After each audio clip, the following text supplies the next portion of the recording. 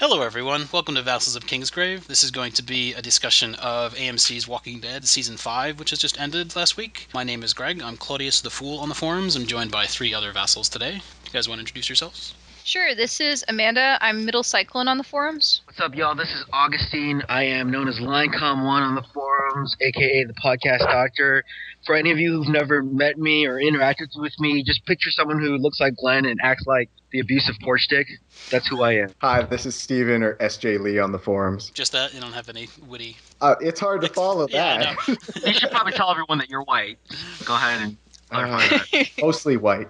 Okay, mostly white. Okay. So we're going to talk about the last season, Season 5, Walking Dead, which basically covers everything from Terminus through Alexandria on the show. This will be completely spoiler-filled, so if you haven't seen the show, go watch the show, or if you don't mind, just listen anyway. We will be referencing the comics, but it's not going to be a strict, spoiling everything in the comics. We won't spoil anything in the comics that is going forward to where the comics would be right now. So you're safe if you haven't read everything or just up to this point. So you guys, I figure we'll just do lemon cake ratings of this season specifically, and then you can just talk a little bit about how you feel of the whole season, the whole series overall. What do you think of it, and where you think it's going, and just your overall impressions. Amanda, do you want to start off? Sure.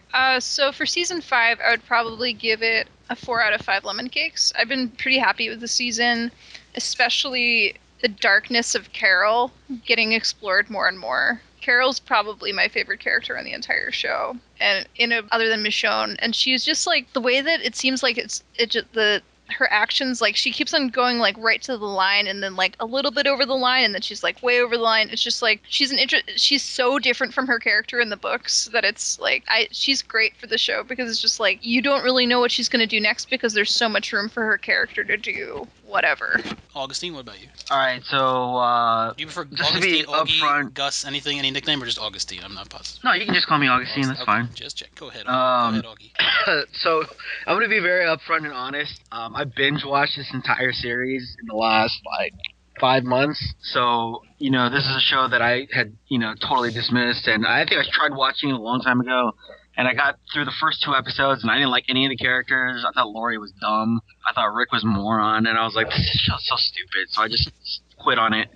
And then 4 and a half seasons later, I was like, okay, maybe I'll give it another shot. So I binge watched it all the way through and totally fell in love with the show. I'm totally ignorant to whatever happens in the comics. And all my exposure is pretty much just based on the show. I gave Season 5 a lemon cake rating of 4.5 out of 5. It was my favorite season of all the other seasons that have been released so far. I've really enjoyed the character growth that was demonstrated in this season. I think Greg Nicotero, who's the newest showrunner for the show, has done the best job of all the other showrunners, and the writing has been the strongest. The plot development has been the strongest for this season. I think when speaking as someone who's binge watched all the seasons one after the other, I've really fluctuated in how seriously I take this show, because a lot of it is, in my opinion, poorly written, and a lot of things just don't make sense. So I kind of take it as like, okay, well, it's a zombie show. It's not supposed to make sense. It's pretty much I'm here for the zombie guts, and that's pretty much it. But that being said, they still do a really, really good job of putting in some really moving, dramatic elements into the story itself, minus all the gore and special effects. So that's sort of the thing that I've sort of been internally debating, is at times I really view this show as a dramatic, well-done piece of cinema, and then at other times I feel like I'm watching a cartoon. So, Steven? So my opinion lines up pretty closely with everyone else's so far. I'd probably give it 4 out of 5 lemon cakes for Season 5. I think the writers and the showrunners are really hitting their stride this season. They seem to have learned the big problem that happened earlier on, which is focusing on big set pieces mean you have too many episodes that are just holding patterns, that nothing's going on and nothing particularly interesting is happening. And they've switched to more character-driven episodes. This definitely was underway last season when you had the arc of, for example, Carol and Tyrese in the shack hiding out with the girls, or Herschel's story arc dealing with the outbreak of the flu in the prison. Like those are character set pieces where those guys got to shine. And this season continued that trend in a really effective way. the show has to be about the characters and the people on it, or it's not really worth watching. So I think they're doing a good job continuing that pattern now. This is definitely my favorite of this season so far. I'd probably give it a 4.5. I really loved almost every episode except for the Tyrese's death episode, which I thought was some of the worst television I've ever seen in my life. Just the way it was shot. I know some people loved it and said it was just beautiful, but it was made my head hurt. So I did not like that episode at all. Not just I didn't care that Tyrese died, just the way it was shot. But just the pacing, like Steven said, I love the pacing this season. It's been I keep being surprised not so much by the events, but by the fact that they're advancing the storyline so much from like beginning of an episode to the end. I expected the whole getting to Alexandria to be this entire season. Like I saw them getting there by the end and the gates opening or something, and that being it. And I was very pleasantly surprised that wasn't the case. And I really do enjoy the dark places that they're going. I mean, they've been to some pretty dark places, but just the fact that we see Rick as a very unlikable and borderline psychopath in this season, I thought was pretty. Even though that did happen in the comics, like I didn't know if they were going to go exactly there. But I love all the new characters we've met, and I'm honestly just excited about where it's going and who we're going to meet next. But yeah, it's definitely the best season for me. Well, I'd like to expand the question that I had mentioned that I debate about with myself to you guys. How seriously do you guys take this show, and what level of dramatic writing do you expect versus, just sort of gory, comic-y sound effects or special effects stuff? Like, what's your guys' expectations as far as this show and the story? It seems like, for me, like, certain characters are more schlocky than others. Like Carl and Daryl, like, I can't take them seriously a lot of the time. And then others, it's just, the pathos that you get of them is just, it's amazing. But, yeah, I don't know how much that is the actors or the writing, but some of them it seems to come together perfectly, and some of them I can't take seriously. Like, I know Father Gabriel is supposed to be this character who you feel his amazing pressure he's under and the things he's wrestling with, but I just find him completely laughable and I can't take him seriously. Are you serious? People think that Father Gabriel. People try. He's terrible. Like, Yeah. he's such an unlikable character. And he does a lot of the same things in the books, but I didn't feel that visceral reaction to him in the books, like when he tells, not Deanna, because in the books it's a different character, but the Deanna character, these people are awful, like, yeah, okay, I get that, but then the show, they go times 10 with it. But yeah, he's one that I just wanted, him and Carl, I just want to keep slapping. Oh, you mean, at least he's not feral Carl anymore. No. He needs a haircut, though. Rick got a haircut. Oh my god. Are you guys going to answer my question, or? Okay. All right, to answer your question, I would say I watch it for a little of both. I think that, relatively speaking, the ensemble is pretty strong. I think some of the strongest times are when it's not overly relying on Rick so much, when it's not as Rick-centered, when it, like, plays on more of the other characters like Glenn and Maggie and stuff. Just because I think Rick is great in the books, but I think making the show as Rick-centered as the books are can be, I don't know. It's just not as interesting to me, I would say. Yeah, I don't know if I actually answered your question, but I do watch the show because it's about zombies. And people always say, oh, the show's not really about the zombies. It's about, they're in the background, it's about everything else. But of course it's about the zombies. It wouldn't be, you wouldn't have 14 million people watching every episode if it wasn't. I mean, yes, they do a lot more, but I think it does balance well between the seriousness and the gory, shocker stuff as well. I agree. There are some moments, though, when they just, like, go for the gore so hard that it's just, like, really, especially this season, where it was just, like... We'll talk about Noah in a bit, don't worry. Disgusting. I think the seriousness of the show and how the writers expect you to take it has evolved a lot over the 5 seasons. I think season 1 and 2, you had a lot of stunt and special effect gag zombies and kind of larger than life plots. And now you're getting to the point where there's so many episodes that are clearly emotion and character driven, as opposed to, hey, look at how cool that zombie is. This is amazing. He's on fire. Like, that is totally irrelevant. It's not even part of it. I'm not watching it for that. So I think I respect the show more now than I did when I started watching, because to me it has become more about those characters. I think, Greg, you hit on a valid point, though, that they're just the handful of characters that remain walking cartoons. And the show has done an interesting thing in toning that down. Like, when we meet Michonne, she is this bizarre, out-of-place African-American samurai who walks around with zombies on chains. And by the end of season 5, it much more feels like the samurai sword is just a tool she happened to get. She's not this weird, eccentric person who like is living the way of the warrior in the post-apocalypse. It's just, this is a really effective device. It gives me good range and I'm good with it. And it's becoming more toned down and more realistic is a strange thing to apply to any show featuring the Walking Dead. But it does feel more grounded now than in earlier seasons. Yeah, I think that's an interesting point that you make about the way that element has evolved, because I think that perfectly encapsulates how I feel as well. Is that it's like I came here for the zombies, but I stayed for the drama because I wasn't expecting anything coming in. I was seriously expecting a cartoon, and that's what I got in the first 2 seasons. But I think if they kept doing that same formula up till now, where it's just basically a running gag, nothing's believable, the plot doesn't make any sense. And it was just like a horror film with all the same horror film beats, where a zombie pops out of nowhere at the 20th minute mark. I probably would stop watching by now, but I've maintained with the show and with all these characters because I've fallen in love with these characters because the writing has gotten so much better, and I'm really here. I've switched from being here just for the gore and the special effects to being here for the story. And I really want to know what happened to these people. I think a good example of this is the first one that came to mind for me is in season 2, there is the zombie that gets trapped down the well at the farm. And it's this cool effect that Greg Nicotero developed of the waterlogged, bloated, gross zombie. And Glenn goes down the well for seemingly no reason other than he's supposed to be the reckless young guy. And maybe to impress Maggie. We're not really clear on motivations for that whole scene. Goes down there and tries to haul it out. And, the zombie pulls apart. And it's this orgy of, like, hilarious gore, gore in the kind of campy horror film kind of way.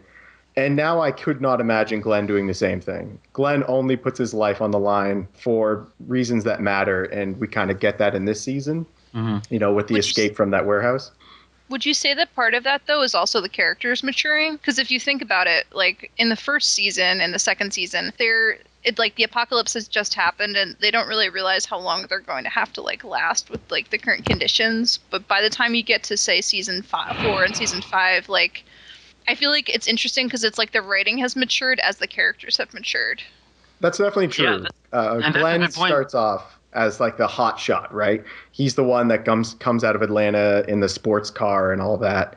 I don't think they really knew what Glenn was going to become, and Glenn's character has changed a lot in the last few years. But still, the fact that he could just he's a young guy who might be a little stupid and is willing to take dumb risks, like it's a pretty thin character profile for a cast of, the 10 people or however many it was at that point in the show. And I think that's a good point, though, that you bring up about just character growth, and I think they really try to emphasize this in the second season, where as Glenn started falling in love with Maggie, he started taking things more seriously, and he stopped doing these reckless things and treating everything like a video game, I think is the way he worded it. So I think there is an element of that. The example that you bring up with the Walker in the well really reminds me of, that's a perfect example of how the world building of the show, they do a terrible job of making the world building consistent. And obviously I understand it's a zombie show. Zombies aren't real, so we don't have to sit here and worry about do zombies really, do they poop? Do they have a digestive tract still? Or what if it's just a zombie head? Blah, blah, blah. But when they have a whole episode based around the fact that if a zombie's inside of a well, that then poisons the well, and that makes all that water no longer sort of edible. And they made that whole sort of problem around that idea. So in my mind, I was like, okay, from now on, when a zombies walk through water, you can't drink from it, or you might get sick or something. But then here we are in season 5, where like they're pretty much using like zombie clothes as filters for water, and it's like, whatever happened to the thing where you can't drink the water that the zombies actually stood in? So they're not really consistent with their own little rules within the world, and that's what's frustrating to me.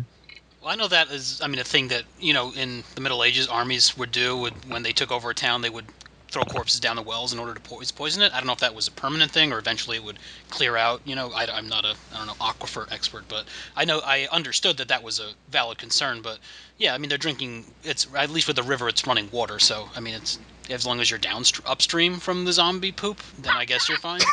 But I mean, in the Civil War, soldiers would shit in rivers, and then an army a couple miles down the river would drink the water, and then they'd all get friggin' typhus and die, and that's how Lincoln's son died anyway. So yeah, it's been going on for quite some time, drinking dirty water, but just without the zombies. I just want to talk a little bit about Carol, because Carol kind of is the driving force. Well, she basically saves everybody in this season in episode 1, and from the comics, Amanda, Carol is really this different. She kind of they've taken bits of Andrea and turned into Carol, and then they've given it bits of Andrea to Sasha as well. But Carol is this anomaly, and her whole reaction with Daryl. I know a lot of people think that they're going to have some romantic relationship, or if they haven't already. I hope they don't. It would almost take away. But Daryl's gay.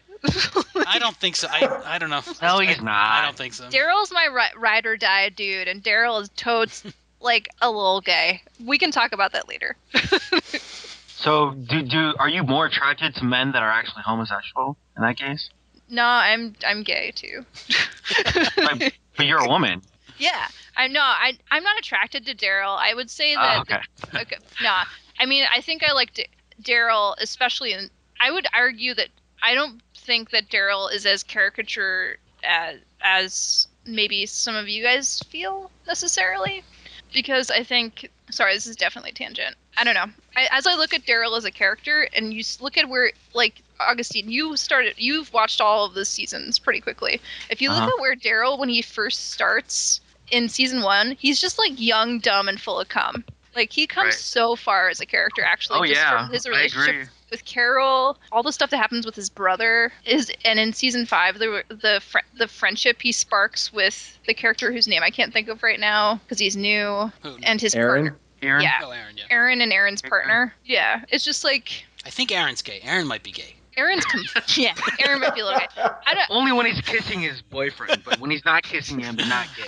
Okay, even his if shirt Daryl, is always tucked in, though. It is. Even if Daryl isn't gay, Daryl is definitely like coded queer in a way. Like, there's things about him that are like queer signifiers. Like, no, I can see that, and it also seems like they've gone out of their way to not give him any kind of love interest. I mean, even when he spent the 6 episodes with Beth, like, there were moments where it could have gone the other way, and it seems like they made a conscious decision not to have it go any further, just to keep that going. But I think Kirkman I read an interview somewhere where they were like, Daryl's not gay, so don't worry, there's going to be some gay characters this season, and then we got Aaron and his boyfriend. So I don't know. I think it's almost better for them if they never give us a solid answer to that, because it's just more to talk about. Yeah, and I agree with you, Amanda. I mean, just because Greg is the host of this episode doesn't mean that he speaks for all of us, because I disagree with him as far as Daryl as well. I think he's a very layered character with a lot of depth, and he's actually one of my favorite characters. I didn't say he doesn't have depth. I said he's. You said he was a cartoon character. I said some of the things he does, not so much this season, but in the past, it was like I felt like they added him to have the cool guy, the backwoodsman with the crossbow, like that. Oh yeah, he was cool and archer guy. And once he got out of Merle's shadow, and when he thought Merle was dead, Rick didn't know he was alive. He did come into his own. I love his character now, but it was an arc for me. But I didn't love him right off the bat, because of course I'm a purist. I'm like, he's not in the comics. What was this guy? So yeah, that's always. And just the juxtaposition between him and his brother, you meet Merle in the first couple of episodes, and he's supposed to be this racist dick, and then you're like, oh, here comes racist dick's brother. He's probably a racist dick too, and then you can really see the divergence that they take when they finally meet up again in season 3 or whatever, when they sort of go off on their own, and then.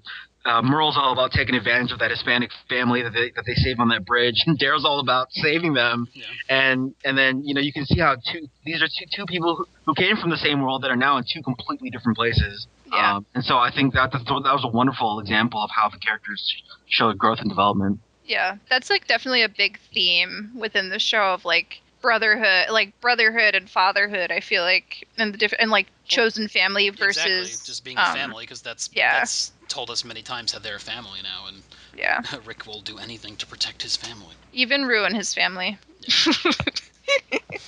Can I ask you guys a question? When you guys go out with your friends, like say you guys, call up a buddy to go grab some dinner, or you say you have a bunch of friends, a group of friends, like a friend with his, spouse and whatever. Do you like, when you walk up to the restaurant to like confirm your reservation, do you say, we had a reservation with my people? or do you like refer to yourselves as my people the way that these people do all the time? It just doesn't make sense to me. Who talks about themselves in that way? We're all people. It's not like we're like a tribe of fucking. Well, no, but in the apocalypse, it does get very clanny and group orient. These people survived for whatever 2 years, 3 years against fucking insane people and other groups that wanted to rape them and other groups that wanted to eat them, and yeah, they are a group. So unless they're just going to a restaurant, then that would be crazy. But what's wrong with just saying, "Hey man, you have one of my friends, and I'm here to get my friend back"? Why do you have to be like, "You have one of my people, and I'm gonna trade one of my people for one of your people"? Like, why do you have to say it in that way? You know what I mean? It just sounds kind of awkward. Because I mean, they're like dumb cops who've been living in a hospital forever, so they gotta look real scary. Can we also mention the fact that this is the season where Rick's face is just covered with blood all of the time? Yeah, there's at least a handful of episodes where Rick is drenched in blood of some kind, or viscera. Well, he starts off season 5 as kind of the pacifist Rick, right? He's Farmer Rick. I think in the first episode of season 5, he's listening to like the last iPhone in the world, or the last iPod in the world, and he's farming, and he doesn't carry his gun with him anywhere because he's sort of traumatized a little bit by how cold-blooded his crazy son is. When he shot that person from what was that city? Woodbury, yeah, in cold blood. So he wanted to really de-emphasize violence. And then as the season progressed, obviously the governor reemerged, and then they were on the run. Then they had their conflicts with Terminus and with the Claimers and with the Alexandrians and whatever. We saw Animal Rick come back in full force. I think it really climaxed when he bit the chief Claimer in the neck. To protect his son who was about to get raped. Yeah, that is where you see him at his most animal, and where he goes, times 10, and even that's almost exactly from the comics, where he basically just ripped those guys to pieces, and yeah. I mean, my favorite line from the season finale was, "How many of you do I have to kill to save your lives?" Yeah. Who says that, dude? Seriously, come on. You went from Farmer Rick to how many of you do you have to kill to save your life? No, but see, I completely I understand. It's some of this season made me I don't know, just the way that they presented the group, because we keep seeing them through the eyes of other groups. Like when we see them in the hospital, and you see like the people in the periphery, and the cops are like, who are these fucking crazy people? And then when you get to Alexandria, they're like, these people have been living in walls all the time. And then you see these animal, these weather-beaten, almost, animalistic people show up. But when that scene where he comes in from outside and like the gates open, he's like, what the fuck? And then he goes in, and there's a zombie. He's got to kill a zombie with his finger and everything. And then by the time he gets there to their little campfire meeting, yes, how many people does he have to kill to save their lives? Here's what I would have said if I was an Alexandrian. I would have been like, look, Rick, you don't have to kill any of us to save our lives. You can actually not kill any of us and just talk better and communicate better. Like, I don't know, when you went to go confront Porch Dick, you could have brought, like, Abraham with you. You know what I mean? Yeah, like, but he's got the hots for Porch Dick's wife, so that's why. You could have handled so many of these conflicts in a better way, and these are just poor communication decisions that you've done that results in you having to kill us. So you actually don't have to kill any of us, bro. Just fucking talk to us, please. Based off of that, actually, do you guys feel like the show has people make dumb decisions for the sake of having plot, or do you feel all like the things time. that Yes. yes we do. Okay. Like Noah's death. Not even Noah. His death, I think, was understandable because at least we vilified what's his face, Nicholas, the white guy, Yeah. and then but what's his name? Tyrese's death was so unnecessary. Well, I don't understand why that talk about happened. that now, because I was angry in that episode that he died. Like, I got the feeling that he was going down that dark road that Sasha went down, and just because he's lost so many people. But when he died, my reaction was not that he's dying. It was fuck you, Noah, for running ahead, for doing this. Exactly. It's like, and also it took the group 35 minutes to get from one house to another, unless Noah just went the long way around. I don't know. And it's like, don't they have a policy like, hey man, the rule is stick together, and if some moron wants to run off like the way Noah did for no particular reason, you don't chase after him. Like you just have to, like, that's going to lead you into more dangers. Like, we've been here now long enough in this world. Like, we need to have some guidelines on what to do when we go to an unfamiliar place. what's the best thing to do? Do we stick together? What do we do when someone breaks the orders or just fucking goes crazy? I think you know what I mean? I Like, think they did have that, but Noah think is that- the newest addition, and he was caught up in his emotions of. I mean, yeah, so Tyrese should not have chased after him. yeah, but He should have Tyrese been was like, in Tyrese baby is- teddy bear mode, where he's just like, I can't do anything. I'm gonna, and then he dies, of course. There's That episode was like a terrible art film. Hmm. It was like, I went to art school. Let me show you about how I learned how to make films in art school. so And music. if I could just briefly defend stupid actions by the characters for their own sake, I think a lot of the time when we see them make mistakes, it's because they're like some powerful emotion is motivating them. So Noah runs off because that was his home, and he's having trouble like behaving rationally because he wants to find out whether or not his brothers and his family survived whatever disaster befell his community, right? And we see the same thing happen over and over again. Like Sasha is having to deal with her trauma after the death of Tyrese and Bob, so she behaves recklessly, not because she's an idiot, but because, it's hard to remain disciplined under all the tremendous pressure and strain these characters are under. So every that's once in a a good while, point. someone does something stupid. Like even Nicholas, who's a total dick for getting Noah killed, he was afraid and he didn't want to die. Like that's his motivation in that moment for why he's almost sacrificed 2 people to save his own life, which we've seen characters do in the show many times before. Here's the counterpoint to what you just said, because those are all totally understandable. But here's the counterpoint. If I was Rick, and before they even got to Noah's thing, they should have prepared him for that.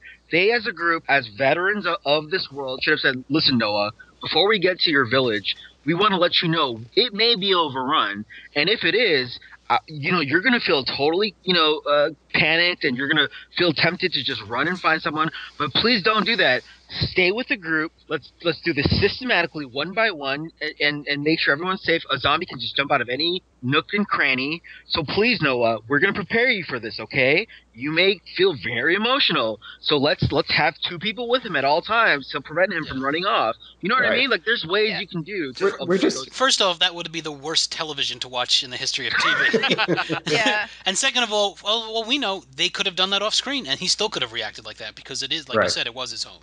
Also, I yeah. completely understand both sides of that, but still, we want to blame him because we've known Tyrese for 4 years and we've known him for 3 episodes. Oh, I blame Tyrese too. He shouldn't have chased after him. But Tyrese Yeah. wanted out. He wanted out. He didn't want to live in that world anymore. I truly believe. Tyrese wanted to die. Okay. Well, if you wanted to die, then. Something else to keep in mind too is I think the plot thing that they were trying to imply is that the fact that this group is like completely screwed up by the fact that Beth died right in front of them when it was really unexpected that she was gonna die. And I feel like that was like a new, like, it was like they were doing okay, and it just like completely ripped the Band-Aid off for all of their like collective trauma. Good point. So And I feel like the first time that we might saw be part of Daryl it, too. cry, I think, wasn't it? Yeah. Maybe the No, only he time. cried when his brother died. Oh, and Merle died. Oh, He yeah. cried then. Yeah. Yeah. Yeah, the arc of when Beth dies is really interesting because, they managed to escape from Terminus in this insanely improbable thing. They managed to reunite after the prison goes to hell, which is all incredibly improbable, and they all seem very pleased to have done this. So they almost feel like when we get Beth, we're all back together again. We That did was it. the last piece of the puzzle they needed. Right. So they're hit a real low point when she dies. Like Yeah.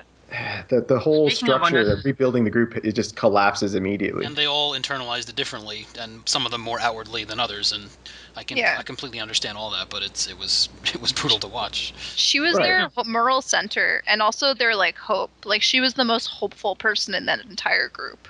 For And she- someone as hopeful as Beth was, what the hell was she thinking when she I know this isn't technically, is it? Yeah. This is season 5. Yeah. Yeah. Yeah. It's the way they do What the episodes. hell? What in the hell was she thinking? She saw her old friends. I mean, if I were her, the first thing I would be like, oh my god, my friends are alive. I'm so happy to see my friends. I wonder if my sister's with them. I wonder if my sister's husband's with them. Oh my god, the first thing I need to do is reunite my friends, give them all a big hug, and then I can worry about getting vengeance when I need to get vengeance on. But what in God's name was going through her mind when she stabbed Dawn in the head with her scissors, Well, whatever the hell she did? Dawn Before we wasn't get there, gonna should let we them. discuss the hospital overall before we just dissect that one decision? Sure. Sure. Just an idea. let's do that. All right. Yeah, we can do that. So just. We're pretty much jumping all over the place. Well, I know. That's, Yeah, I'm trying to put some more order into. All right, fine. If we want order, let's finish Terminus before we get to the hospital. So, Okay.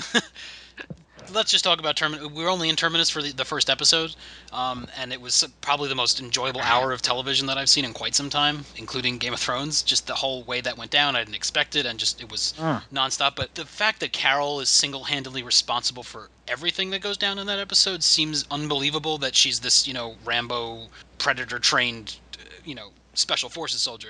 But the only thing I didn't like this episode is that it literally, you hear the gas blow up the second before Glenn's head's about to get bashed in. I was like, they're not going to actually kill one of them, are they? They're going to kill the two red shirts right next to him. I can see that. But I was like, well, they're really cutting it. Oh, okay. You could not have possibly cut it closer than that. And she couldn't know that, but that was just a little too, Deus Ex Machina coming in and saving him. But yeah, other than that, I love that episode. TV. I know it's TV. I mean, listen, like as someone who's totally ignorant to the whole sort of plot, I was, I was just as ignorant as the group, because I was like, hey, Terminus, these people seem really nice, and then obviously I could see how they were suspicious, and when they came in that back way, and they were like, I don't know, I see Maggie's poncho there, somebody's wearing the riot gear. And everything's not really adding up. And so I understood their suspicion, but in my mind, the whole time, I was like, no, here's what they're going to do. They're making it seem like they're bad, but it's really just going to be a misunderstanding. And these are all nice people, and they're all going to get along. I didn't actually believe that these were bad guys until they got to the point where they were slitting throats and throwing them over before they hit him with a baseball bat and slitting throats. And I was like, okay, so much for that. You want to believe, because you want them to get to a safe place. That's all they've been wanting to find, and you think I knew it was too good to be true. No, but the reason why I thought that they were not in fact bad people was, if they really wanted to kill Rick's group, why didn't they just shoot them with all those automatic guns that they were shooting them at when they led them to that place? Like, they were purposely missing. It seems like you don't want to pull bullets out of your steak. It's just not. Yeah, and you also, it's refrigerators. Meat. They don't have refrigerators. Just doesn't make it. Yeah, I was like, so that's why I was like, well, if they really wanted to kill them, they would have just shot them. So they're obviously good because they want to protect them from themselves, kind of thing, and lead them to safety. That's what I thought the whole time. So did any of you feel, or not necessarily feel bad for the Terminarians, but termites? Yeah, I know that. I like that.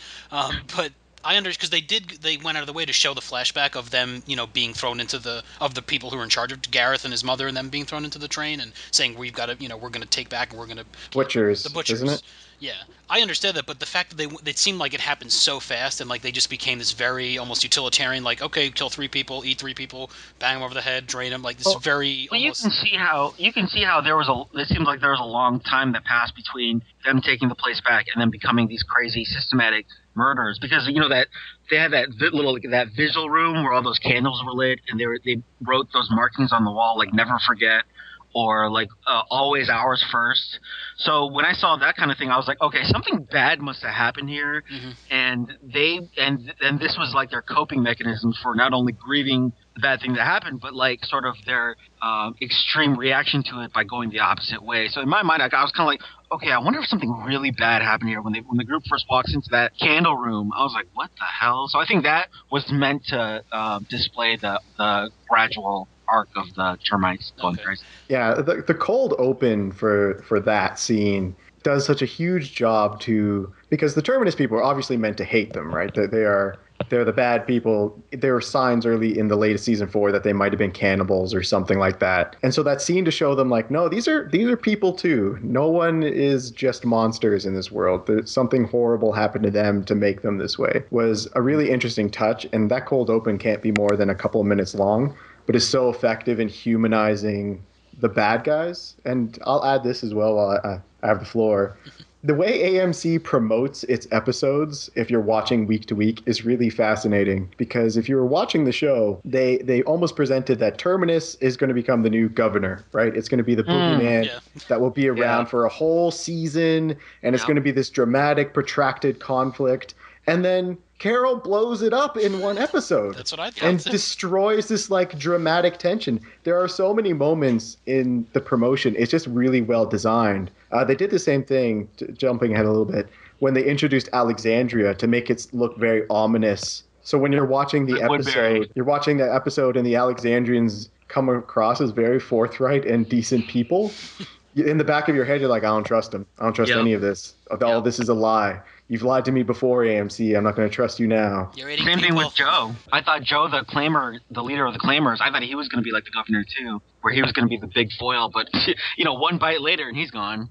Right. Yeah, my question was, I'm from Stephen. You've read the Dies the Fire series, the S.M. Sterling books. Yeah, I've read most of or some of them. I shouldn't say I most. think it was in the first book where they in that book series, it's post-apocalypse. There's massive people dying, and there are cannibal groups. And they got one of the characters who I think was a doctor, Aaron, I think was the guy's name. He makes a point of saying that like when you cook and eat a human, it's like the worst possible animal to eat because we're full of diseases and bacteria, and a lot of people went insane from like eating humans. Is there any? I mean, as a doctor, do you have anything? Does that make sense to you, or is that just something they? No. Well, I mean, there's obviously diseases that you can get from cannibalism, but that's more cannibalism specifically of eating brain tissue. So you can get like mad cow's disease or Kuru. There's a lot of diseases out there that are prion diseases, is what they're called. And that can come from eating brain matter from not only humans but mammals as well. So if there's been tribes out there that traditionally eat the brains of monkeys or of cows. And so you can get in that way. That being said, as far as the human flesh, as much as like, how edible is it compared with other mammalian flesh? It's just as edible. I mean, of course it can have diseases. Of course it can have infections that can be transmitted. But the same system applies. You have to cook it thoroughly, and same thing as you would treat any other mammalian piece of flesh. Okay. Yeah. I think the real consequence of cannibalism is the psychological impact it has on the cannibals, right? Yeah, we never see. These are like the first well-adjusted cannibals that we meet. I mean, from post-apocalyptic fiction that I can recall, because everyone in all the other books, they're just like these, crazy cavemen people who are just eating. That might be the most unsettling thing about the termites. The scene where is it Gareth is having a rational conversation with Bob while he eats him. Yeah. Like these aren't. They are and are not crazy people, if you know what I mean. Like, it's just that these guys have an extreme survival technique, but they're in no way insane, if I can justify it that way. I'm not justifying their behavior. I'm just saying they're not. Like, the claimers almost seem more dangerous than these people do. Oh, yeah. If you know what I mean. Yeah, and just to take your question full circle, Greg, is you have a situation where Bob was even bitten by a zombie, and he laughed at them for eating tainted meat. But even still, that didn't ultimately really affect them because they had thoroughly cooked his flesh. So even in that case where this is a guy who was infected, or who was bitten by a zombie, even that wasn't transmitted as long as they had cooked the meat properly. I'm curious what would have happened if they had tried eating him raw, if that might have transmitted I think we're led to believe that zombies don't kill people because they're zombies. They kill them because you just die from the whatever bacteria gives you fever and you die. Everyone's dead anyway in this world. We'll all become zombies. So you don't. That's one of the big changes from most zombie. It's like you get bit by. Say that again. In most like zombie literature, you get bit by a zombie. There's something in them that will turn you into a zombie. That will kill you. But in this world, it seems that you die from the bacteria or whatever disease they have just kills you, and you become a zombie because something happened in this world that when you die, you become a zombie now. Because they did experiment. The guy dies peacefully in his bed and he still becomes a zombie. I disagree with that a little bit. I mean, you are correct in that everyone has like an underlying infection. So like if you die of any cause, you're gonna turn, right. Which is what we learned at the end of season 1. But if you get bitten by a non-lethal bite from a zombie, kind of like the big guy in the jail cell when he got bit in the shoulder, and like that's something that you can medically treat. You can take some antibiotics and you can treat the wound. And right, but I figure there's a disease. It's some made-up disease that kills you fast. Like I'm sure if it was in a regular hospital setting, they could study it and get an antidote for it. I see. Okay, yeah. But the zombie infection in most literature does not obey any kind of medically rational laws. I mean, according to the show's canon, as we have discussed, everyone we meet in the universe in the show is already infected. Right. Yet it's inactive. Yet somehow, if they're bitten, that's an active infection, and they immediately die from the disease they already are infected with. Oh, I didn't even think that's what was going on. See, this is how convoluted it is. Well, first of all, it's never even been established that it is a formal infection. I think the guy from the CDC said that they were trying to discover it, but I don't think he necessarily even said if it was a virus or a bacteria or a spirochete or a parasite or whatever it could be that can cause infection. all he said was that, oh, here's another thing. I don't need to get on medical. Is that in the season finale of season 1, the guy at the CDC said that what makes you a zombie is that it reactivates the brain stem, and the cortex is what's destroyed. And so the cortex is the part of your brain that, allows humans to think in a sophisticated way, and it stores our memories and all that stuff. And the brain stem is really our sort of base caveman urges and desires, where we have hunger, sexual desires, desire to be comfortable. And so when the solution to killing these zombies is to stab them in the brain, in my mind, I was like, yeah, you're supposed to stab them in the brain, but not anywhere in the brain. It's got to be in the brain stem, because that's the only part that gets reactivated. But of course, that's probably too much inside ballpark. This is one of the weaknesses of The Walking Dead, is trying to explain any of this, because it's all just this terrible house of cards. Yeah, it doesn't stand up. It's better if you do the Kirkman method of zombies. Yeah, Kirkman just says it's zombies. Don't worry about it. Like, I'll never tell you why it happened. The point is the story around it, not the actual disease. And the Walking Dead TV series has tried to address a little bit too much what the mechanics are, which I think has been an error, because they've been inconsistent in how they apply it. Yeah. Yes, indeed. All right, so that's Terminus, and the next, once the group's back together, happy-go-lucky, they come across Father Gabriel, who I think right off the bat we're meant to know that something's up here. He's either off or something went down that he's not telling us. Did anyone like Father Gabriel, or was particularly happy to find a crazy religious zealot in the apocalypse who's convinced that he's protected by God? Because I wasn't. I'm happy to see Agent Carver from The Wire getting work. I was happy to see that. All I knew him from was he's from Starship Troopers. He was in Rico's Roughnecks. He was one of the guys in Starship Troopers. Oh yeah. He's also great in that. Yeah. And his character is, for lack of a better term, not great in this show. The character is crazy, but I've just really fallen in love with the performances that the actor's done. Like when the priest gets confronted by Sasha in the church, and he finally admits what he did, and he shows these moments of real self-loathing mixed with self-righteousness, mixed with fear, mixed with this sort of cockiness. I think if you take away who the character is and you just showed this as an acting 101 class, that actor is fucking killing it, because I love all the emotional elements that he puts into his face and how he sort of portrays the role. He's definitely carrying a very heavy burden in the show. He's perhaps more than any other character. He feels very responsible for the death of his flock because he's partially responsible. Mostly responsible. Mostly responsible. So he's interesting in that way, if nothing else. Can we talk about that? I feel like I was always kind of unclear in what he did. Did he just maliciously lock them out? Did he just sleep through it and keep them locked out? Was it a mix of the two? I don't think it was so much that he locked them out. It was that they came to him as a place of refuge and sanctuary, and he did make a conscious decision not to let them in. It wasn't so much that they were just strangers who showed up. They were people he knew, and they were people that he saw every Sunday. You get a little bit of that when we meet the librarian zombie, who was probably my favorite zombie of the season. She was so cute. And you could tell, and I think he even said explicitly that there was no initial danger at first. He could have safely opened the door and let some of them in, but he just didn't want to take even that tiny. That's the degree of selfishness that he had. It was look, I don't even want to take the 1/1,000,000th of a chance that if I open this door, something bad's going to happen. So he sort of sacrificed all the lives of these people who look up to him and who look to him for spiritual guidance in this really selfish way, and I think that's what causes a lot of his self-loathing. And he can't justify it through his faith, and that's one of his big problems, that he keeps wanting to just give up and I'm ready to go. He does that a couple times, or he does decisions that is leading towards him getting bitten and dying, and he's not ready for it. He can't reconcile that. I think it's pretty clear that we're pretty much just jumping around. I think that's fun, and I like it, because we still haven't answered what we think Beth was thinking when she stabbed Don. But what did everyone think?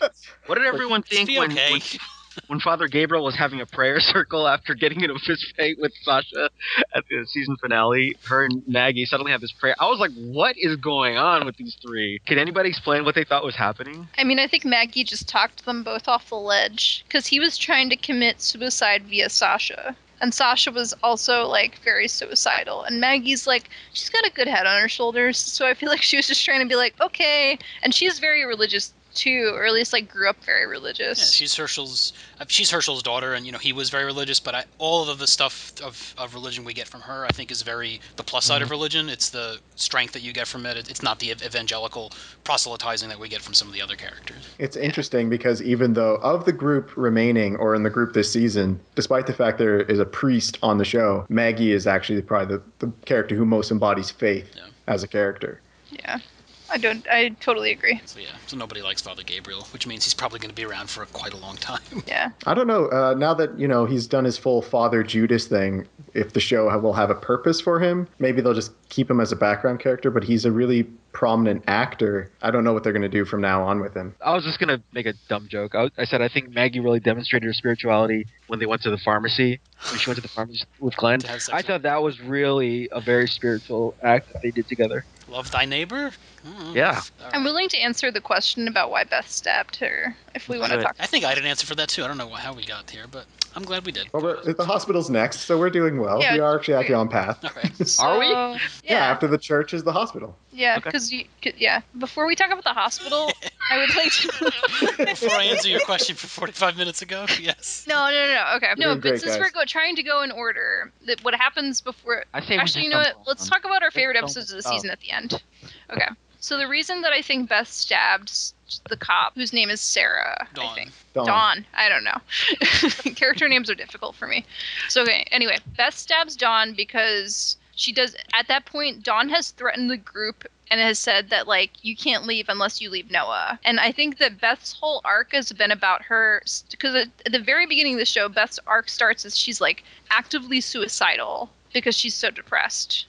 And like the world ended and she's sad and her like boo died and everything. And so it's gradually about her demonstrating strength and independence from the group. And so the reason she stabs Dawn is because at that point she doesn't want to be the reason. She doesn't want to be like a burden to the group anymore, and she wants to be part of the strength of the group, and the strength of the group is basically based around violence. And Dawn is a direct threat to the group, and so she knows that Dawn discounts her strength, and she also, I think, cares for the people in the hospital because Dawn's a scary monster. If that was in fact the case, the counter argument to that would be the effect that action had is the exact opposite. If you're going to get yourself killed in a dumb way, Beth, if I was standing next to her as she was thinking about what to do, I would have been like, look, man, getting yourself killed is going to be a much bigger burden to your friends than being the reason why they lost Noah. Like, they want you back, and getting yourself killed and causing them all this pain and potentially causing this, gunfight in this hallway where everyone can just get killed is just going to get all your friends hurt. So if you care about your friends in any way, shape, or form, that's not the right thing to do. Like, that's not the smart thing to do. I disagree with your interpretation, Amanda, of That's what fine. Beth's motives were. I think Beth was motivated by the belief that this one action benefits the whole more than her sacrifice hurts anything else. Like, the arc through the end of the hospital story seems to be the way Dawn became in charge of the hospital was through a malicious and terrible act. The only way Dawn will be replaced is if someone does the same thing. So she's trying to end this cycle of violence that is just leading to oppression and abuse in the hospital. I think that's better. So she kills Dawn, and one of the more passive police officers can be rallied to lead them and maybe be more equitable with the wards in the hospital. They might change. If it comes down to, someone has to assassinate Dawn to take her place, you just repeat the cycle and continue the suffering of the wards. Yeah, but the problem is that they were in the middle of a Mexican standoff. There was 10 people with guns pointing at another 10 people with guns. So if your idea was to save lives and to stop a cycle of violence, who's to say that they all just didn't shoot each other right there based on what she did? And that wouldn't have stopped any side. That would have perpetuated the cycle of violence, actually. Yeah, there's no way that she knew when she stabbed Dawn that it wouldn't just erupt into everyone shooting each other. I honestly think that from the second she woke up in the hospital and she realized what was going on, that she was dead, that I don't think because I felt as a viewer that she's never getting out of that hospital from like the second she got, like, she's not getting out of here. And I think that, especially because she has that whole conversation with Dawn in the elevators after she throws, the other officer down, and if there was any doubt in Beth's mind at that point of Dawn's sanity and just how fucking nuts she is, that after that conversation and getting the full story, then she knows she's got to go. And in that split split second where she was like, "Give me Noah," I think something just clicked in her head, and she couldn't have been thinking more rationally than irrationally because she stabbed her with scissors in her vest. So she knew that it was just it was something in her lizard brain that just said, as I know your story, I need you to not exist anymore," and that's what she was thinking. I don't think it was a very rational decision that she made. Yeah, it's too bad that I see it again. If I were, it's too, in that case, and I understand that. But just seeing her ex-boyfriend, Daryl again, and Rick's face, like that. If I would think that just that visually seeing these family members all over again, that would stimulate some hope and counteract that pessimism. But yeah, I guess that kind of makes sense what you're saying. But she built family with Noah too. Like Noah was like the only person that protected her there. I suppose the question is, did Beth believe she was going to die in that moment? That's the real question. Right. Like, I mean, the moment she turns back to Dawn, the moment she turns to Dawn and says, "I understand now," and then stabs her, like clearly she has come to some sort of conclusion in her head, and the writers have decided that she has come to some conclusion, and obviously it's difficult to parse because that scene happens so quickly, and then you have to scrape your jaw off the ground after that scene because it was so unexpected. That was a really crazy scene. I think on the Talking Dead episode after that episode aired, the actor that plays Beth said kind of a conglomeration of everything that we've mentioned so far, sort of like Beth trying to retake power in the situation, trying to stop Dawn, who she's just had it up to here with, and really that the last sort of thing that tipped her over the edge was negotiating for Noah, when that wasn't in fact what they had initially agreed upon. But again, at the time they were kind of like, oh well, we understand, and well, thanks for being such a good actor, blah blah blah. But it's like, she didn't really go into the depth of how sort of unintelligent that decision was, and how it just that didn't make any sense. Like, if she wanted to really save Noah, there's a way to do that, but it's not in the middle of a Mexican standoff. Like, you can reform a team and get him back, but when there's guns pointed at each other, who's to say everyone just gets shot right there, including Noah? The thing is, Dawn has proven herself at that point to be completely fucking irrational and terrifying. Like, there's no way that they would have been able to get Noah out without killing everybody in that hospital. Yeah, she did have to go. We knew that she had to go. Yeah. Yeah. And that basically brings us to the end of the first half of the season. So that was the mid-season break. Was Maggie seeing Beth and completely breaking down, where she thought that she was back, which was doubly heartbreaking. There was a lot of criticism for Maggie before they met up with Beth again, that Maggie sort of stopped caring about finding her sister. Like, when she found Glenn, she was already willing to go to Washington D.C. and people were like, "What the hell? Like, doesn't she want to find her sister first?" kind of thing. Mm-hmm. What did you guys think about that? Well, I kind of brought this up when we did the book club discussion on Station 11. Like, in a post-apocalypse situation, where will you make sacrifices to get back to your family who may be far away, who may be dead, or can you just make that cognitive switch off and just go on, with the future? And I honestly don't know what I'd do. I'd like to think that I'd go and rescue them, but part of me thinks that I'd be able to turn that off and just suck it up and be selfish. You stated clearly that you would not go look for them, Greg. That's pretty much what I said right here. I just said I'd be a selfish person in the apocalypse. That's fine. You wavered. All right. Yeah, I know. Because I think my mom listened to that episode and I feel bad. Yeah, so the next big block is basically on the road after they leave the hospital. So yeah, this is where we see the group basically at their lowest point, just survival mode. They're running low on food, water, and they're living literally hour to hour, and does not look good. And I was glad they didn't draw this out more than they did, but I thought that they did a good job of showing them at their absolute lowest. I have a question on when they were at their absolute lowest. There were times where, they were starving for food, but then the group kind of came across all these frogs that died. Why didn't they just eat the frogs or cook the frogs? I think generally it's wise never to eat something you find dead. Okay. If you didn't kill it. Could that be the name of the episode? Oh, that applies in the microcosm as well, yeah. Yeah. Well, I mean, you don't know why it died, right? You don't know how long it's been there. It wasn't just a single frog. It seemed like the entire river kind of dried up, and that's why they died. Yeah, but I figured that happened sometime in the past. Yeah, but then they got to eat delicious dogs, so it was all right in the end. Yeah.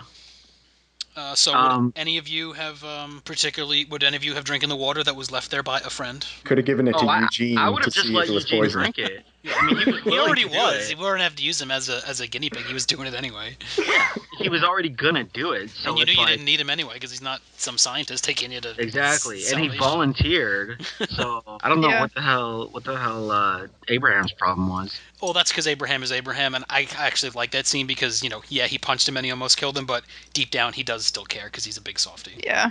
What do you guys feel about the way Aaron approached the group? It's like, hey guys, want to introduce me to your leader named Rick? Don't worry, I'm a friend. Do you guys think that he sort of introduced himself to this brand new group of strangers that he's been stalking for this whole time in a wise way? I think he did from his point of view because he's done this to a lot of people, and he's probably found like the best ways to approach them during the day. Maybe when there's when it was just a couple individuals talking, but little does he know this group has survived fucking the governor and insane Terminus cannibals like a week ago, so they're not in any rational mindset. So he just picked a bad group to like be like, hey, how's it going? Come with me. Yeah, not gonna happen. Also, none of them have slept because there was a tornado and also zombies at their door the whole night. The So they were approach of the extra- Alexandrians is super creepy, though. Like the thoroughness of their spying is very unsettling, and it made them feel very dangerous when they were first introduced as a force in the show. For a group as naive and as ignorant as the Alexandrians are, like some of their skills are pretty outstanding. Like his spying skills and his ability to stay unnoticed from the group the way they did just doesn't add up. Like, okay, if you guys are that ignorant on this world, how did they out trick the group? To the point where they pretty much had them totally fooled. I think Aaron's that skilled because I think that the Alexandrians don't necessarily like. Aaron makes that whole point about how like the Alexandrians took a really long time to trust him and his partner, and so it's like, and since he's on that team, it's like he specifically has those skills, while the rest of them are super sheltered. So that might. And the other thing that Aaron was doing was like he was refusing to eat the applesauce, and it's like, come on, like don't bring something with you that you won't be comfortable eating, because that's the first thing I would do to show that it was safe. Is like, here, I'll take a bite myself and swallow it. Or just don't bring a food with you that you have a negative association with from your mother. Exactly. To prove to strange groups. The on the road sequences though really did communicate very thoroughly like a realistic despair. Like sometimes in the past when the group gets in a funk, it's been like after the farm goes away and they're kind of wandering. That was a really poor demonstration of basically the same issue. And I thought this one demonstration of like these guys are just beaten down and having a horrible time was much more effective. Yeah, just not having a, because a lot of the post-apocalyptic books and, the part that's dramatized or romanticized is like the loner on the road or a couple people surviving, making their way. But this just shows how freaking awful it would be because you have no base, no center, no place to go home to, no place to go back to. And plus zombies, yeah. What was Maggie? I don't understand why she freaked out about that zombie that she found in the trunk of that car, and then she had to cry to ask Glenn to reopen it so she could kill it. What was her deal there? I never understood. I can explain. It's because that woman was tied up in there before the apocalypse. Like that person died in that trunk and turned. She was kidnapped. Okay. So then why didn't she just kill her the first time? Because it was, I don't know, as a lady. Shock. Finding I didn't a person. even see that. I didn't think she was kidding. I thought it because a lot of people in the beginning were like, if they were bitten and you knew they were going to turn, like I thought they were tying them up to get them somewhere safe where they could be held. Like I didn't even think that she was kidnapped. I don't know. That's what I read into, and you're fine. That's what I read into it. Is just like because if you think about it, when an apocalypse is happening, people aren't exactly keeping track. I remember from World War Z, like when they were reclaiming some of the towns that had been overrun, like they would go into houses and there'd be people tied up in closets and locked in rooms because they thought like they were safe. We'll help you once things are better, and of course things never get better. Anything else to say on the road segments, or we can just get to the end and the glory that is Alexandria? Let's get there. So yeah, I was always taken aback by how they even just basically all of Rick's complaints that there's never anyone on the wall, there's no one watching, there's and the way that first season episode ended, where like you closed behind them and they're just walking in and you don't know what's going on. It was very ominous, but I'm glad that it turned out to be more subtle, the ominousness of it. Sorry, but yeah, what did you guys think of the introduction of the Alexandrians and the videotaping and how that all was very systematic, their introduction into the society? I thought that either Deanna, first of all, the introduction of when Abraham goes, "Who's Deanna?" was hilarious. But I thought either Deanna was the most brilliant political mind and the most brilliant kind of leader to sort of, set this thing up where they have full sort of transparency, or she was a complete moron. Because she was putting two of them in these positions of power. She decided that Rick and Michonne were going to be the constables. It's like, okay, so you're just putting these two strangers as the only law enforcement in town, right? And as the season progressed, I changed from thinking that she was the most brilliant, forward-thinking political mastermind in the world to a complete moron and inept at her job. Yeah, I think it's mostly because they have not had to experience a lot of what Rick and his group has experienced, and they've been very lucky. Like they say, they go out of their way to tell us that the area around Alexandria was basically empty before they even got there. Right, but I mean, okay, that I understand that, but the counter argument to that would be the mistakes they made have nothing to do with the zombies or zombie experience. If you're just a person who's in charge and you have this whole group of new people joining your group, you don't make two of them the constables and then start complaining to the rest of the members that there's too many of you guys in positions of power. You're the one who put two of them in no one asked you to put two of them in these big positions of power in the first place. So don't complain after the fact that there's, 3 or 4 of them now in positions of power because you're the one who put half of them there. Yeah. Are you complaining that an elected official is making stupid decisions? Because that doesn't reflect the real world at all. I lost all faith in Deanna. I really wanted to believe in her. So did you get it back when she's told Rick to do it? Not really. It showed how like her moral, like she couldn't even handle like one small, like it's like yes, her son dying and her husband dying were awful, but at the same time it's like you turned over to vigilante justice so quickly. It's like my head spin around and all of a sudden you don't care about the law anymore. It took so little time. Her husband just got his throat opened by a sword. Oh. It was awful. Speaking of law, I mean, like, it sounds like they never... It's like, do these people ever just stop and talk about things? Like, after the first scouting run with Nicholas and Aiden, and, they came back and Glenn and them sort of told everyone that, hey, these guys have no idea what they're doing. They're incompetent. And they fought about it, and then Deanna runs in and then breaks it up and thanks Glenn for finally putting her arrogant son in his place. Okay, so now that that's been established, let's put you in a van. Before they go on the second run, they should have set up some ground rules, like, I don't know, Glenn's in charge now. You must do what Glenn says. Or how about this? Aiden, just don't go. You're not competent, just don't go with them. It's like they don't show any growth, or like sort of common sense stuff. Like, okay, if we learn that Aiden is now incompetent and Nick are incompetent, how about they don't go? They're not part of the scout team anymore. How about somebody else should be? How about we send bigger groups out so they're safer? I don't understand. Do they ever talk? Well, it probably wasn't time for a meeting. It seems like they have these regularly scheduled bonfire meetings, and maybe the next one was just coming up, and it wasn't. Yeah, it just seems like one decision is made after the other without learning from the ones that you've done before, Yeah. Also the fact that anybody who doesn't fit in with the town, who are all relative, who you would think that if they've survived any length of time, they have some woodsman skills, they drive off into the woods and leave them there so that they can all team up and become the wolves, because that's who I assume the wolves are.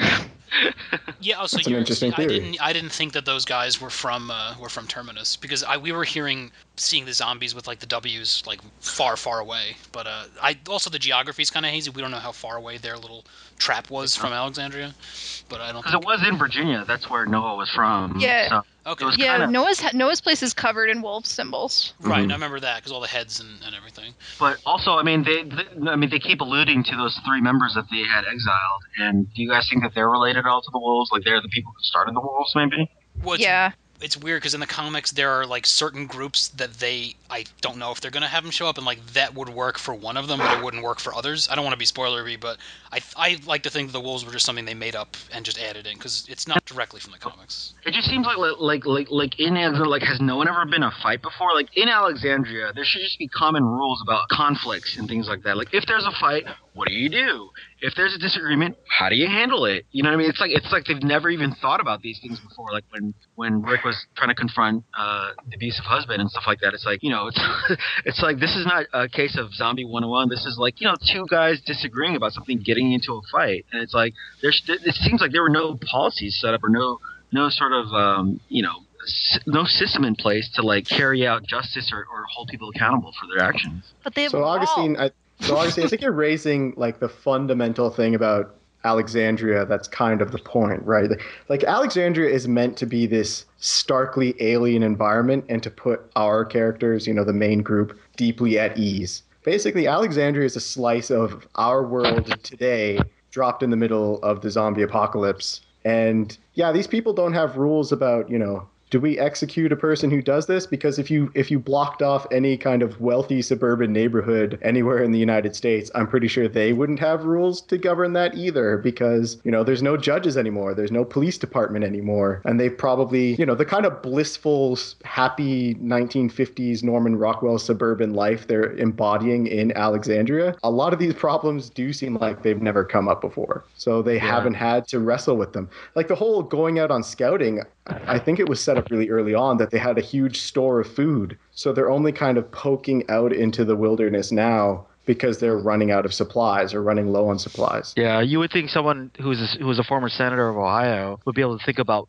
setting policy for big groups of people. But yeah, I mean, you're right that the vast majority of them, I can understand them being these sheltered suburbanites that never thought about it. But that, again, shows that how incompetent Deanna was, because that's her job then to think about these things and to set policies in place and to set structure up, Like when the group set up their three-question thing, that made sense. Like, we need a system to recruit people. How do we know if they're good or bad? So that started, like, that was a normal thing that they invented in this post-apocalyptic world. And so so you can see how even people who are not experienced politicians or experienced sort of judges or whatever, like, it's just a common sort of, and you wrote your article about this, is that it's human nature to start thinking about sort of like post-apocalyptic government. We need to have some kind of guidelines in place, whether they're crazy or not. We need to have some kind of order here, Also, Deanna probably thinks that, I mean, you have to start with the big stuff and work your way down. They have handled this. They have exiled people before. So it seems like they do have certain rules, but it's probably big picture stuff that they have a lot of discretion to, do this with this one and then do this, with the situation. And plus, they don't have we don't really know, like, if they're living, do they consider themselves to be in America, like living under the rules of the Constitution, or do they have their own set of guidelines, or are they just winging it? We don't know. Some of it seems very rigid, and they've got the groups that go out that build the walls. That seems to be very, Tobin even says, we've got rules, stick to the rules, even though the girl was going to die if they stuck to the rules. And of course, it's our group, the people we like. It's Abraham who says, fuck that, I'm going to get her, and it's one more person who's in charge. Well, I think it's also hilarious that it took the very last episode of the season for Daryl to ask Aaron what the people who got exiled did, like, what do they do to get exiled? Like, that's a common question. I think that should have been the first question that came in their mind when they heard people were exiled. Okay, so they do have something in place where you can cross the line and you can get exiled from this community. Why don't we ask what they did? What did they do exactly? Did they steal someone's property? Did they get into a fist fight? What did they do exactly that caused them to get exiled? What did they never asked I that. forgot, or he didn't. He never answered. Okay, I thought you were saying it was so nice that he did. I was like, wait a minute, I don't remember him asking that. No, he did ask, but he still answered in a vague way. Okay. He said it just didn't work out. Just didn't work out. I would have been like, how? How did it not work out? Please tell me what happened. It was us, not them. The precautions of the Alexandrians, I think, really are their system. Like, if you look at the scouting that Aaron does, and then the videotaping, which, brief aside, I think the videotaping was brilliant, not only as a tactic, but as a device for the show. The particular highlight there being Carol, who we know is this deeply pragmatic, capable, competent person, and then presents herself as like Susie Homemaker, who has been carried by the group all the way to this moment, that she's not that dangerous, which is just a brilliant scene. But the way all of them react, like they're kind of caged animals and they're all really put off their game in this comfortable suburban house, it's really fascinating. But Alexandria's precautions are who they let into their gate, right? That's their whole structure. Like, it's a very active form of defense almost. So maybe they don't worry about who they let in that way, because they're never going to let in someone like the Claimers, right? They would look at those guys and be like, they're not right for Alexandria, let's move on, and carry on about their business. Why do you guys think Aaron never showed... Well, I mean, remember when he was showing them those pictures, when he was recruiting them about Alexandria, and then Michonne asks him, why are there no pictures of people? And then he makes up that totally believable lie that the shot wasn't right, so he didn't like the way that he took the picture, so that's why. So it's a terrible lie, obviously. But I mean, like, my question is, why not just say, oh, for their safety, I don't want to show pictures of my friends just in case you guys, people we recruit, end up being not trustworthy, and they use that as evidence to hunt them down. Why not just say that? Oh, it just probably goes towards his... he knows that he's going to have so many questions that are going to seem standoffish, that maybe that's one less thing that he has to worry about. Right, but it made them even more distrusting of him when he lied. He gave such a dumb lie. Oh, well, it was such a bad picture. I was going to do another one. That's an even poorer choice to make, right, than just being honest. Maybe he was being honest. I mean, Okay. he was saying, like, it was actually a bad batch. I'm kind of an amateur at this. All right. But actually, that reminded me that at the end of the season, we see the W people looking through the pictures, and we're meant to believe, like, oh crap, they're coming to Alexandria now. So doesn't that kind of mean that they're not from Alexandria? If that's a big revelation to them? Oh yeah, that's true. Just a thought. Yeah. I mean, It's those weird. guys were grunts. They were peons.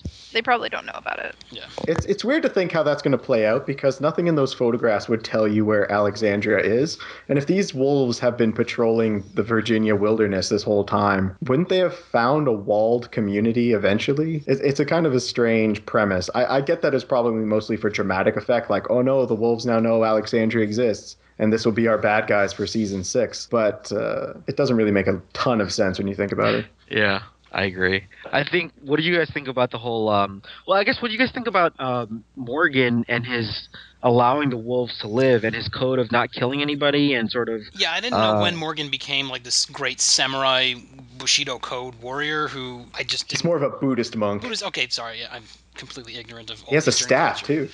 I know, but and then those are the two guys that he ends up fucking coming back to haunt him at the end. Yeah, shouldn't have done it, but of course he's Morgan. He's killed enough. He doesn't want to kill more than he has to, and yeah, it was frustrating. I didn't like it, but I loved There's the every narrative. time in the season where they cut to Morgan. I thought those were great scenes every single time. They were usually these wonderful stingers, you know, especially because it might come after a really heavy or dark episode. And it's like, oh, there's Morgan going through the woods wherever they were, Yeah, I think 3 episodes ago. It was really cool how they did that, sprinkling it through the whole time. Yeah, I agree. But I think one of the things that I wondered is that I think when they first escaped from Terminus, they showed Morgan walking with this mask on, and then he takes the mask off and shows the audience that he's Morgan, and he walks up to a tree and carves an X into it, and then keeps walking. What do we know what that was or no? He didn't carve the X. He looked at the X. Oh, okay. The X was already there. So we don't know what that is yet, right? Probably a Terminus marking that they were tracking. You know, they had all those patrols and whatnot. I'm sure the X's were kind of marking their terrain. Okay. just final thoughts on the way it ended.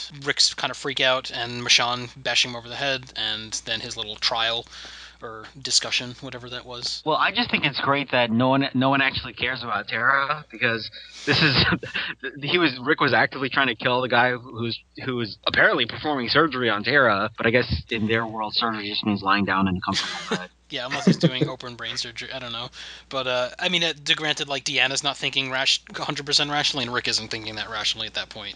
He's in complete Rick Tater mode. But they do allude to the fact that the group is cognizant of the fact that this guy has the life of their friend in his hands. When Carol stops by his house with the casserole, she says, "You need to go check on Tara because you're a surgeon, and that's what you do. She needs your help, so go do your job." So the group was cognizant of, look, man, I know we hate this guy and he's a jerk, but he is the only guy. He is the only guy who's the doctor around here and a surgeon, no less.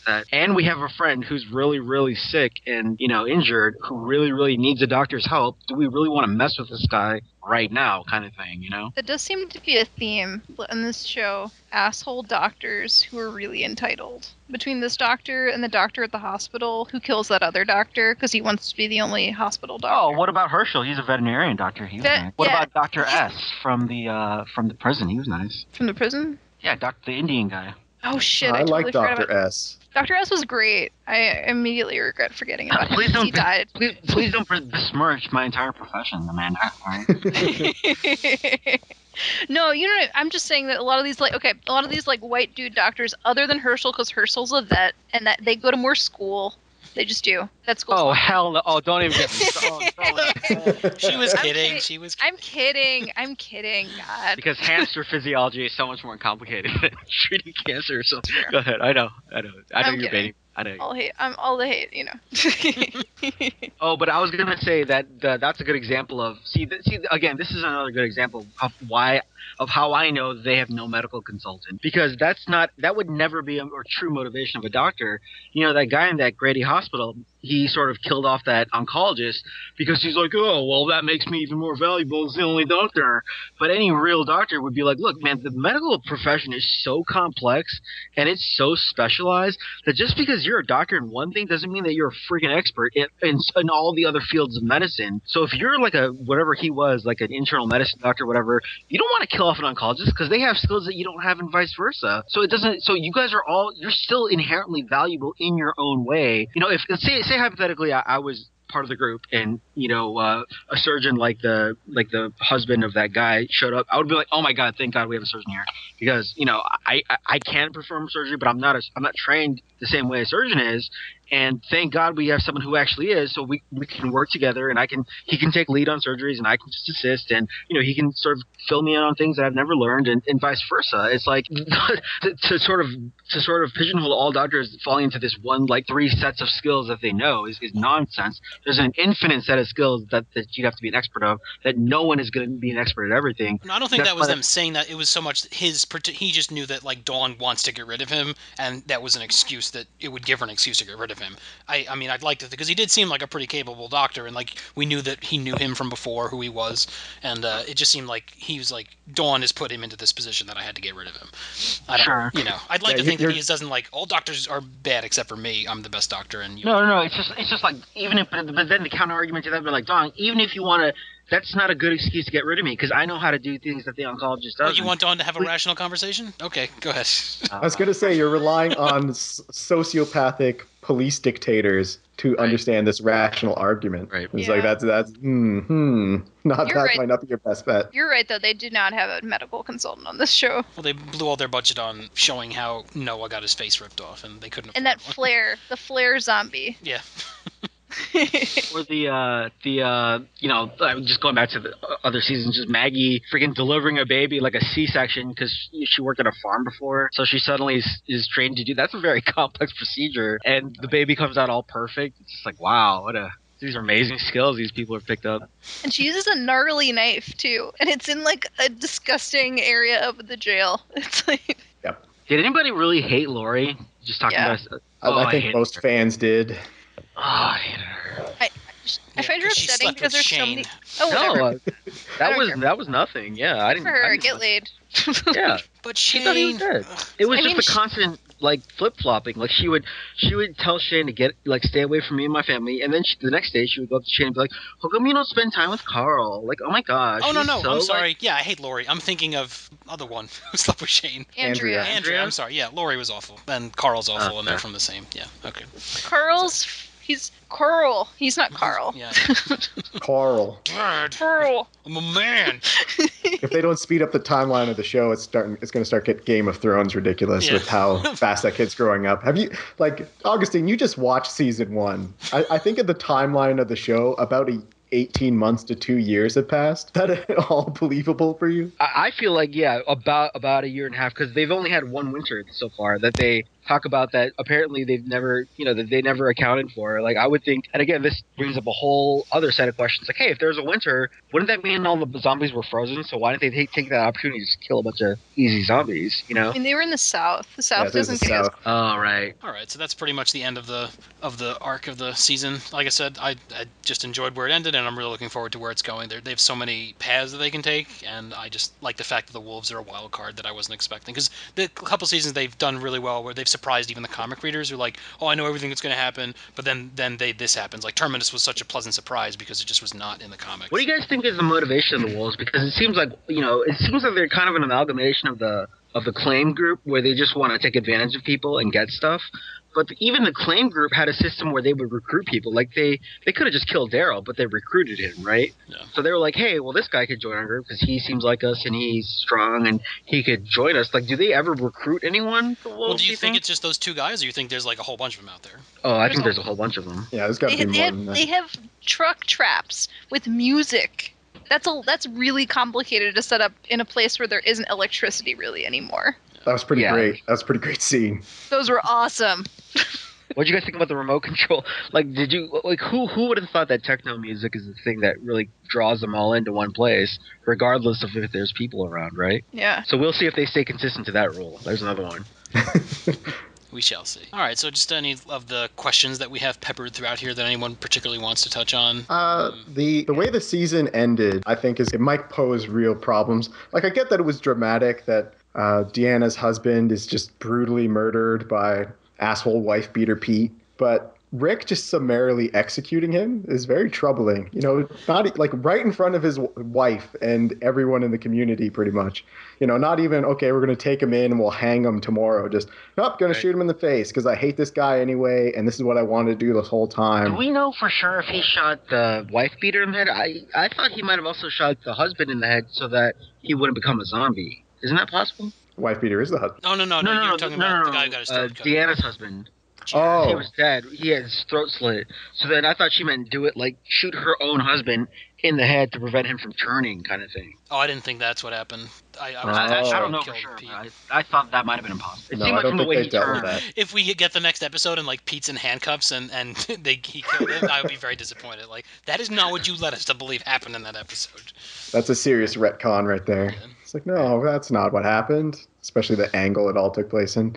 But I think Deanna will regret her decision that she'll make it she made it from an emotional place right after her husband died and her son died not long before. And you'll still kind of have this existing conflict. I have a hard time believing that, our group of survivors will be training up the Alexandrians to be actually able to resist something. They'll probably have to deal with a conflict of the wolves before they get to that point. You guys want to talk about your favorite ship pairings? I was just going to get to there.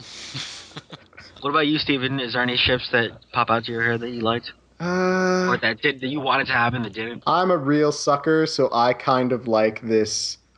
Carl isn't a great character. I think everyone can acknowledge that. But I liked him meeting his fellow teenagers and the weird semi-romance that started with Enid, just because it's a nice tonal shift for the show. Like, the show can be so dark and so oppressive that I'm enjoying this little bit of levity in the middle. I thought Beth and Carl might have happened at some point. They kind of alluded to that in season 4, but it never really amounted to anything. And I'm not a fan of the Carol and Daryl thing. I think their relationship doesn't need to be like consummated in a romantic sense.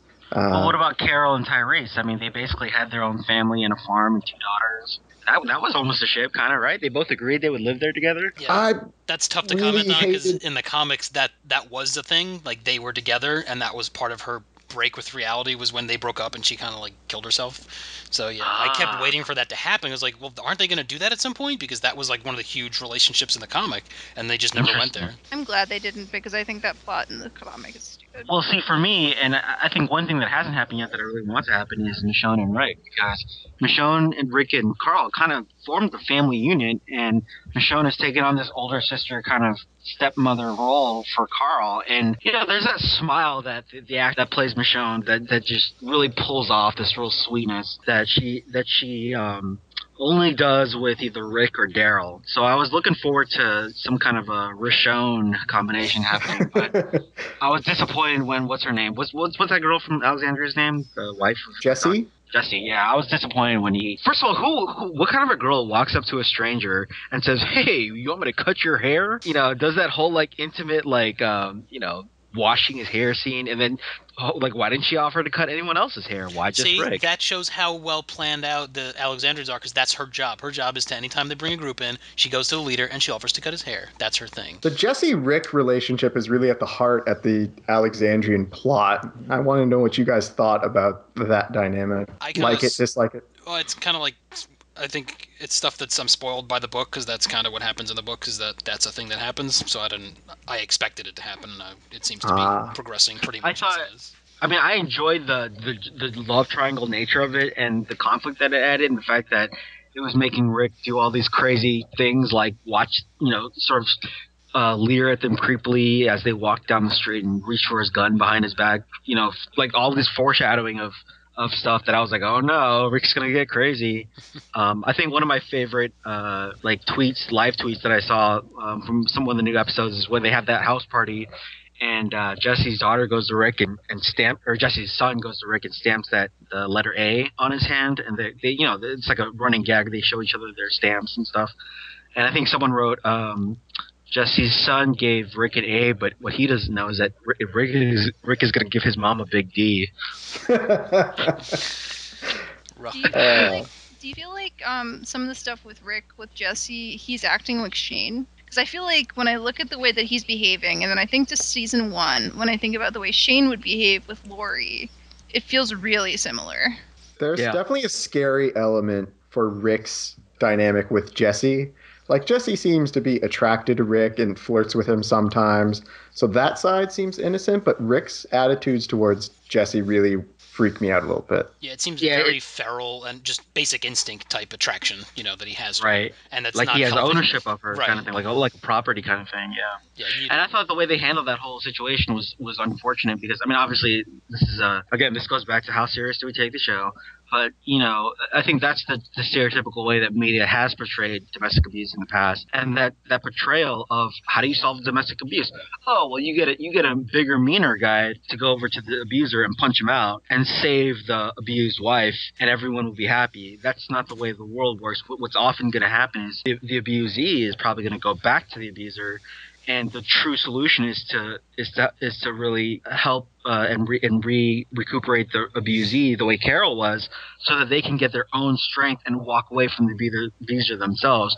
Going over to the abusive husband and punching him in the face isn't going to solve anything. And unfortunately, this plot totally just perpetuated that stereotype. The reveal of the abuse by the son to Carol, though, was pretty brilliant twist because I didn't see it coming at all, and I thought it was a nice way to show it without, Jesse running to Rick asking for help. It's like there's little bits of hints, and then the Carol gets it. And Carol's reaction is really fascinating because there was an allusion earlier in the season when Daryl and Carol are going to the hospital to find Beth, and they're in the women's shelter in Atlanta.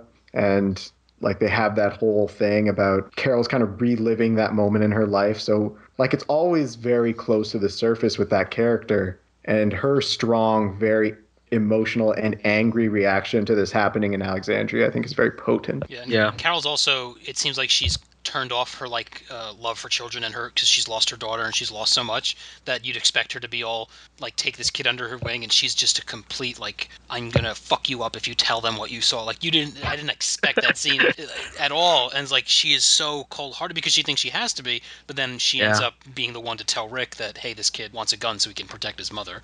I mean, I think the way she threatened him, I think by our society's rules would count as child abuse. Yeah. And you could, I'm pretty sure you can get arrested. Yeah, you can't just go around saying that stuff to kids and not be in trouble. Those scenes, though, were fantastic. Oh, yeah. She's maybe my favorite actor on the show, just to see what she's done from beginning to where she is now. Melissa McBride? Yeah. And she's in everything Frank Darabont does and is in every Stephen King adaptation.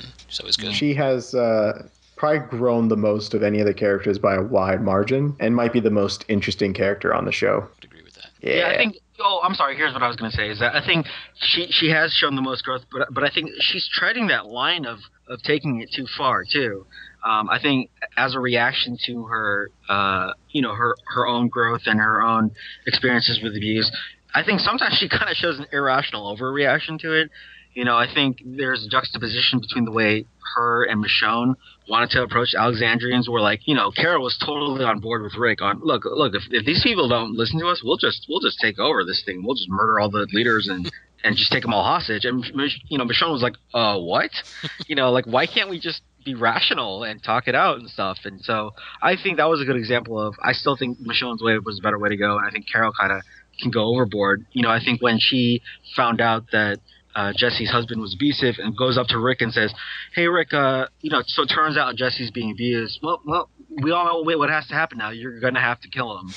I mean, so my question is that the appropriate reaction to finding out someone abuses his partner in a relationship? Like, how about you just tell the girl to break up with him? Isn't that not to be like, I'm the lady person, but something to keep in mind is that most domestic violence situations end with the death of the person who's being abused. Okay. Yeah. So Carol was really lucky. That's why in this case it was sort of justified to just kill the boyfriend. I don't know. I feel like the whole way that unfolds with him like killing the architect and everything is weird. And I think that the way that Rick handled it was really poor, but I also think that like Rick did that partially because he's acting a little scary, but also because the Alexandrians refused to deal with the situation because he's a doctor. So I don't know. That's just my thought. Yeah, like if this was in the hospital and this situation was happening, Dawn would have no trouble just letting it go because he's the doctor and they need him, and that shows the differences between Dawn and Deanna, and at least at the end when she tells Rick to do it. One thing at the end to mention that AMC did announce that there's going to be a companion series to The Walking Dead. It's going to start in this summer called Fear the Walking Dead.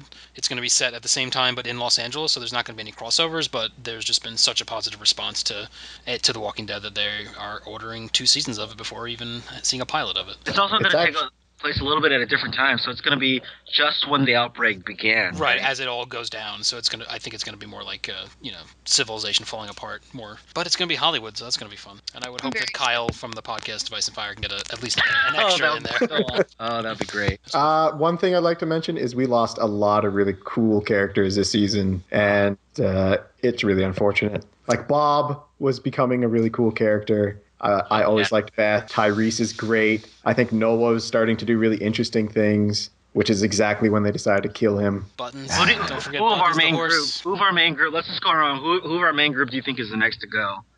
Just predictions.